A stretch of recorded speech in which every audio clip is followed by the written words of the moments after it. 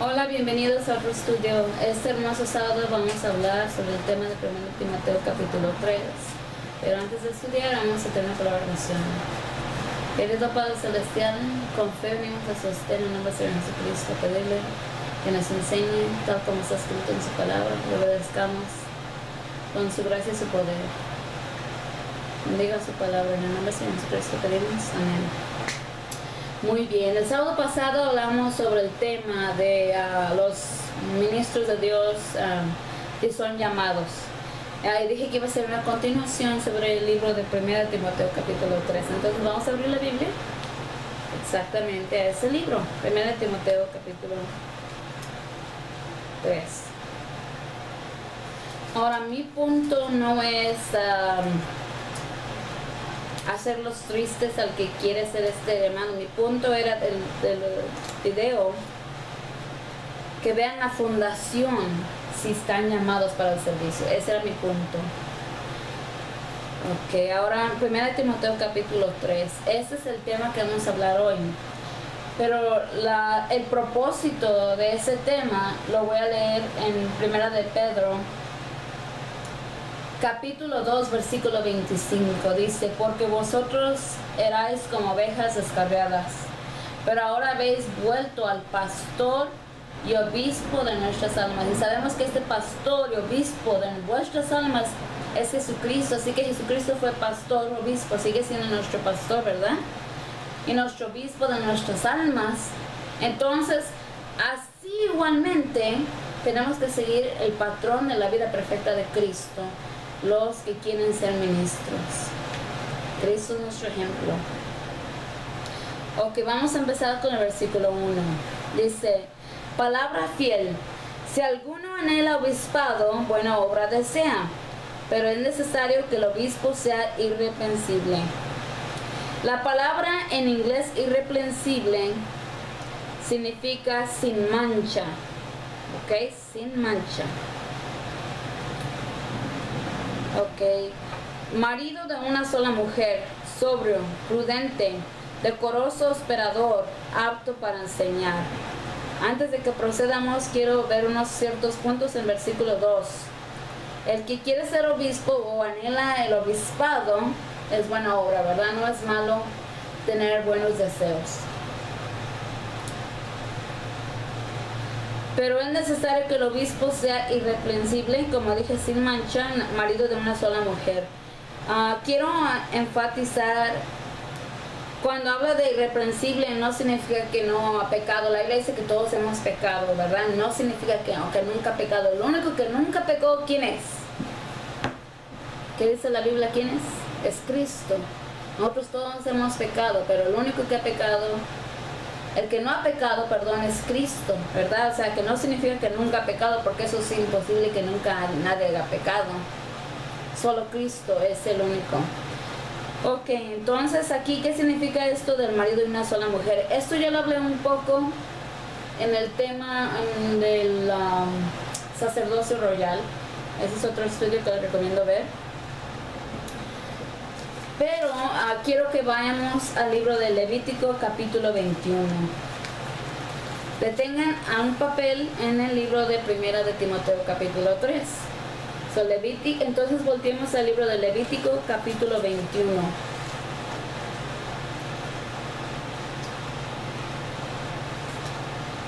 Así como Dios dirigió a sus sacerdotes, así Dios quiere dirigir en ciertos aspectos ahora los sacerdotes, obispos, pastores que atienden la casa de Dios. Y esa casa es la iglesia adventista del séptimo día.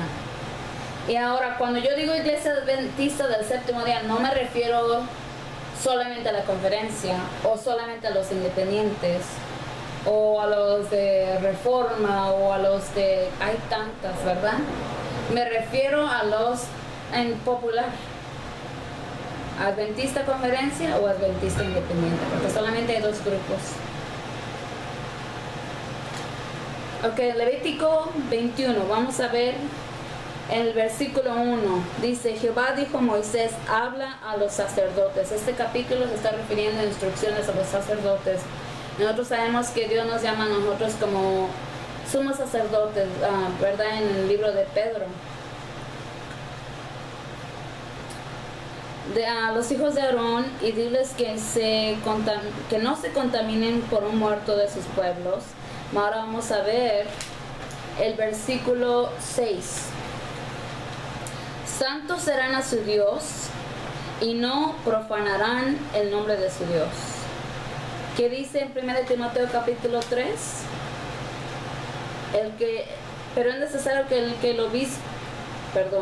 Pero es necesario que el obispo sea irreprensible. Igualmente la misma característica que vemos en Números 21. Santos serán a su Dios y no profanarán el nombre de su Dios, porque las ofrendas encendidas para Jehová y el pan de su Dios ofrecen, por tanto serán santos. ¿Qué es el pan de Dios? Sabemos que es la palabra de Dios. En aquel tiempo ofrecían el pan de Dios. ¿Y qué también ofrecían? Ofrecían a los diferentes animales para sacrificio. Ahora los pastores de nuestro día no ofrecen animales, ¿verdad? No. Ahora lo que pasa es, el pan es el pan de vida, la palabra de Dios. Es alimentación, como también le podemos llamar la miel. Entonces miremos en el versículo 7, viendo sus características que Dios quiere de sus ministros. Mira lo que dice claramente. Esto lo dice la Biblia, ¿ok? No lo digo yo, lo dice la Biblia. Con mujer ramera o infame no se casarán, ni mujer repudiada de su marido, porque el sacerdote es santo a su Dios. Entonces el mandato para los sacerdotes en aquel tiempo y para los sacerdotes en este tiempo, Dios no cambia. Dice exactamente Malaquías, Dios no cambia. Podemos decir, oh, la ley de Dios en aquel tiempo, ahora la ley no existe. No, ese es otro estudio que tengo que hacer. La ley sigue en pie y los mandatos siguen pidiendo obediencia con el poder de Dios y su gracia. Con mujer ramera o infame no se casarán, ni con mujer repudiada de su marido, porque el sacerdote es santo a su Dios. Entonces el requerimiento era que se casaran con la virgen, no con ninguno de lo que ya mencionó en ese versículo 7. Ahora quiero enfatizar en el Génesis capítulo 2, versículo 24. Volteemos las Biblias a Génesis capítulo 2, primer libro en la Biblia, en el Viejo Testamento. Génesis capítulo 2, versículo 24. Hablando sobre matrimonio santo. Cuando vemos en el libro de Génesis capítulo 2, 24, aquí es la primera versículo del primer matrimonio que alguna vez existió. Y ese es el de Adán y Eva. Miramos el versículo. Vamos a empezar a versículo 21. Ok, vamos a empezar con el versículo 20 para que vean qué bonito está aquí esta lectura. Y puso Adán nombre de toda bestia y ave de los cielos y de todo ganado del campo. Mas para Adán no se halló ayuda idónea para él. Entonces Jehová Dios hizo caer un sueño profundo sobre Adán. Y mientras éste dormía, tomó una de sus costillas y cerró la carne en su lugar. Y de la costilla de Jehová Dios tomó del hombre, hizo una mujer. Y la trajo al hombre. Dijo entonces Adán, esto es ahora hueso de mis huesos y carne de mi carne. Esta será llamada varona, que significa mujer, porque del varón fue tomada. Por tanto dejará el hombre a su padre y a su madre y se unirá a su mujer. Esa palabra unirán la vamos a ver más profundo. Y serán una sola carne. Y estaban ambos desnudos, Adán y su mujer, y no se avergonzaban. Aquí vemos exactamente el matrimonio entre Adán y Eva. Y lo que significa ser una sola carne. ¿Qué significa unirse? Bíblicamente. Y después aquí tengo unirse, ser uno, ¿verdad? Dios dice también en otro versículo, ya no son más dos, sino una sola carne. Miren lo que dice el versículo 24. ¿Qué significa unirse? Por tanto dejará el hombre a su padre y a su madre y se unirá a una carne, y serán a su mujer, perdón, y serán una sola carne, y estarán ambos desnudos, Adán y su mujer, y no se avergonzaban. ¿Qué significa unirse? Ser uno solo, ya no más dos carnes, ya son uno. Ahora quiero hablar sobre... En la historia de Ruth es donde vemos la misma palabra unirse. La historia de Ruth es un símbolo del matrimonio. Miremos en el libro de Ruth 1, versículo 14. Es un símbolo, claramente, símbolo. Un símbolo no significa literal, significa un símbolo. Como un ejemplo. Ruth 1, versículo 14. Ok, ¿dónde está Ruth? ¿Se tienen problemas buscándolo?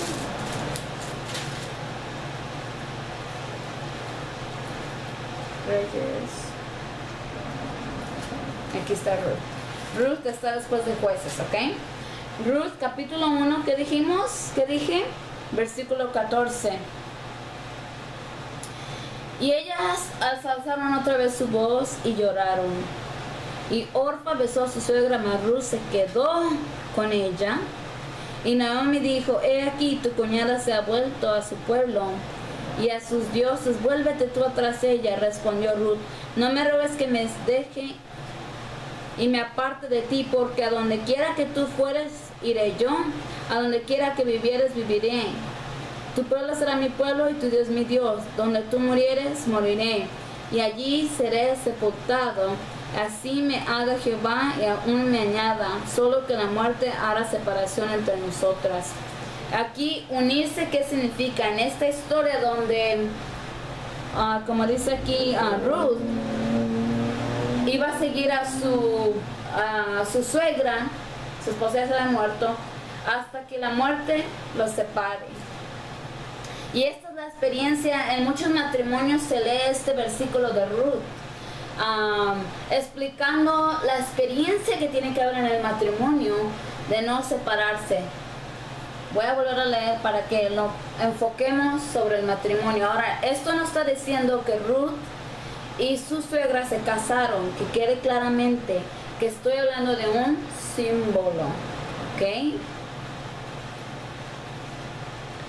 No me ruegues que te deje y me aparte de ti. Esta ahora también, bueno, me voy a detener para eso. Porque donde quiera que tú ires, yo iré. Cuando uno se casa, uno sigue al marido, ¿verdad? Y donde quiera que viviere, viviré. Nos movemos con el marido. Tu pueblo será mi pueblo y tu Dios mi Dios. Antes de casarse debería ser el mismo Dios, eso que quede claro. Donde tú murieres, moriré yo, así seré sepultada. Así me haga Jehová, y aún me añade que solo la muerte hará separación entre nosotras dos. Y viendo Noemí que estaba tan resuelta a ir con ella, no dijo más. Ok, entonces ahí está bien claro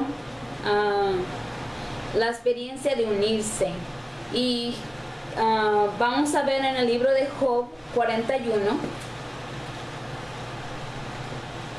Job está antes del libro de Salmos. Job 41.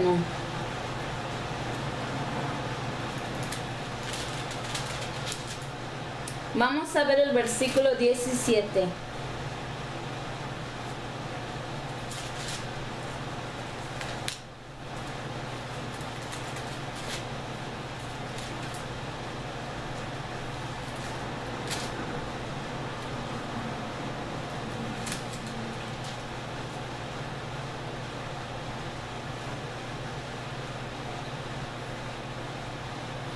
Pegado está el uno con el otro, están trabados entre sí, que no se pueden apartar.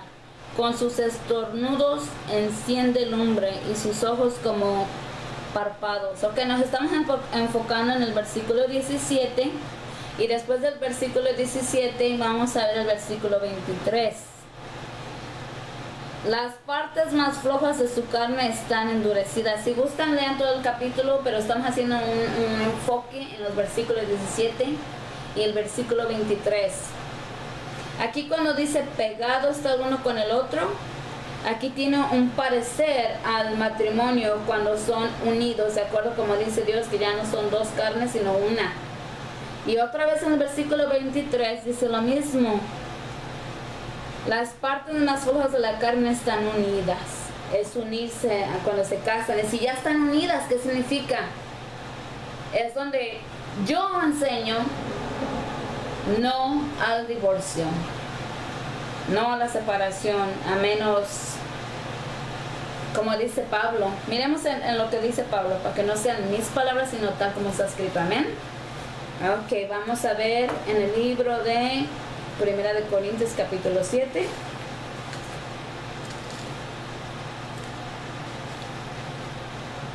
Y pareciese que este es el tema de hoy, pero no es el tema, pero sí es uno de los principios, calificaciones para ser un obispo.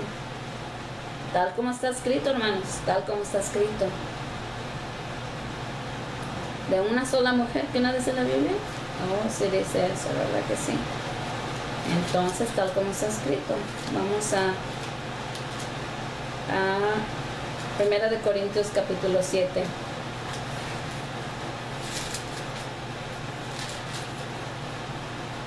Ok. Miremos en el versículo. Empecemos con el versículo 8. Dice: digo pues a los solteros y a las viudas, que bueno les fuera quedarse como yo. Pero si no tienen don de continencia, cásense, pues mejor es casarse que estarse quemando. Pero a los que están unidos en matrimonio, mando no yo. Dice Pablo, miren lo que dice, mando no yo. Aquí no son las palabras de Pablo, pero son las palabras del Señor. Mando yo no, sino el Señor, que la mujer no se separe del marido.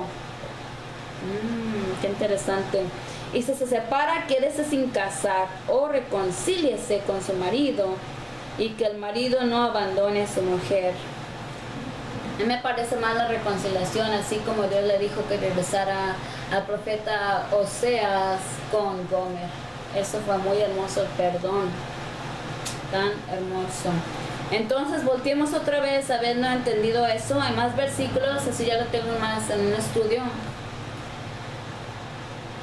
Pero no, ya me acordé, antes de ir a 1 Timoteo, vamos a...